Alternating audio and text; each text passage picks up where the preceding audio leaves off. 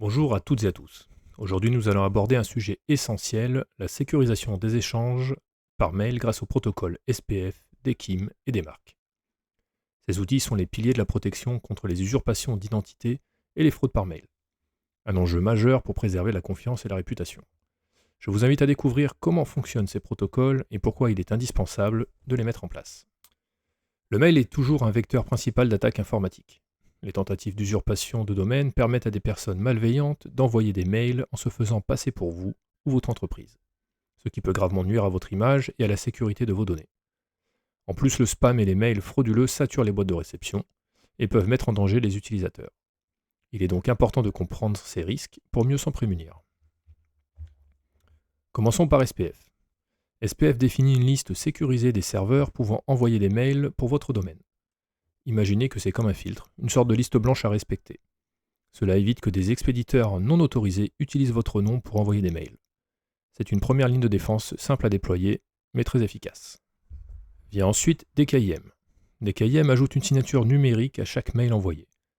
Cette signature est comme un sceau, prouvant que le message vient bien de vous et n'a pas été modifié pendant son transfert. C'est une garantie d'intégrité et d'authenticité, ce qui renforce encore la confiance que les destinataires ont envers vos mails. Vient ensuite des marques. Des marques fonctionnent avec SPF et DKIM. Il permet de définir une politique qui dit au serveur recevant vos mails comment agir s'il détecte un mail suspect. Faut-il le laisser passer, le mettre en quarantaine ou le rejeter complètement?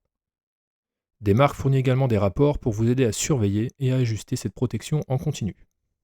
Donc pourquoi c'est crucial? Mettre en place ces protocoles, ce n'est pas juste une question technique. C'est aussi protéger votre image de marque et assurer que vos mails légitimes ne finissent pas dans les spams.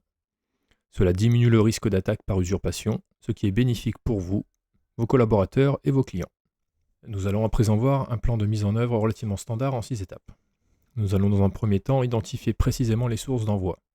Ensuite configurer SPF, mettre en place DKIM, puis des marques dans un premier temps en mode surveillance, afin d'analyser l'impact. Et enfin, nous allons adapter cette politique en fonction des rapports reçus, pour arriver au Saint Graal, le mode reject sur des marques. Il y a cependant quelques pièges à éviter. Par exemple, un enregistrement SPF trop permissif ouvre des failles, ou un DKIM mal configuré peut empêcher la vérification des signatures. De même, une politique des marques trop restrictive, trop tôt, peut bloquer des mails légitimes. Il faut donc être prudent et la vérification est donc indispensable. Voilà, nous allons voir à présent quelques exemples d'enregistrement type.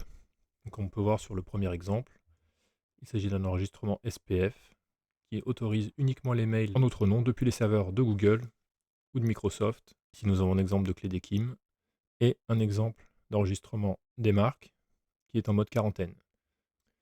Donc pour conclure, SPF, DKIM et des marques sont des armes indispensables dans la lutte contre la fraude par email.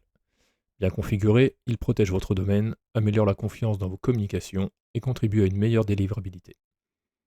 Merci pour votre attention et n'hésitez pas à approfondir ces protocoles pour sécuriser au mieux vos échanges électroniques.